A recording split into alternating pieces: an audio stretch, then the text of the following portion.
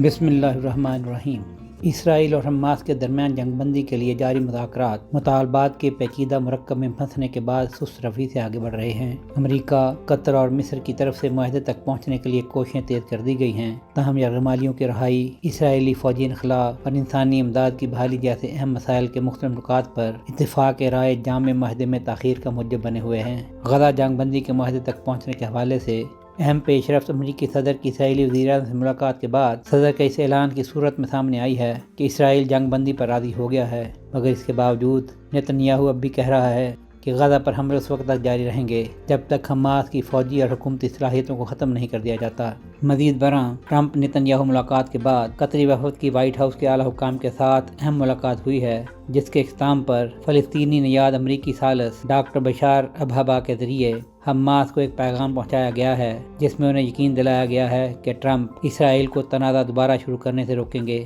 اور ایسا لگتا ہے کہ اس پر حماس نے یقین کر لیا ہے کہ امریکہ اسرائیل کو یک طرفہ طور پر دوبارہ جنگ شروع کرنے سے روکنے کے لیے مداخلت کرے گا۔ دوحہ میں نئی امریکی تجویز پر ہو رہے بالواسطہ مذاکرات کے مجوزہ فریم ورک میں 60 دن کی جنگ بندی، انسانی امداد کی بحالی اور یرغمالیوں اور قیدیوں کی مرحلہ وار رہائی شامل ہے۔ ٹرمپ کے مشرق وسطیٰ کے لیے خصوصی ایلچی اسٹیو وٹکوف نے اشارتاً کہا ہے کہ مذاکرات حل ہونے کے قریب ہیں، صرف ایک بڑا مسئلہ حل ہونا باقی ہے۔ تل ابیب کا اندازہ ہے کہ غزہ میں 20 اسیران سمیت 50 یرغمالی موجود ہیں، جبکہ اس کی جیلوں میں 10,400 سے زیادہ فلسطینی قید ہیں۔ مجوزہ معاہدے کے تحت اسرائیلی افواج غزہ کے کچھ علاقوں سے انخلا کریں گی، جس سے انسانی امداد اور بے گھر فلسطینیوں کو گھروں کو واپس جانے کا موقع ملے گا۔ تاہم حماس تمام تر یرغمالیوں کو رہا کرنے سے پہلے دیر پا جنگ بندی اور مکمل اسرائیلی انخلا کا مطالبہ کر رہی ہے، جبکہ اسرائیل سیکورٹی کنٹرول برقرار رکھنے اور اپنے فوجی مقاصد کی تکمیل پر اصرار کر رہا ہے۔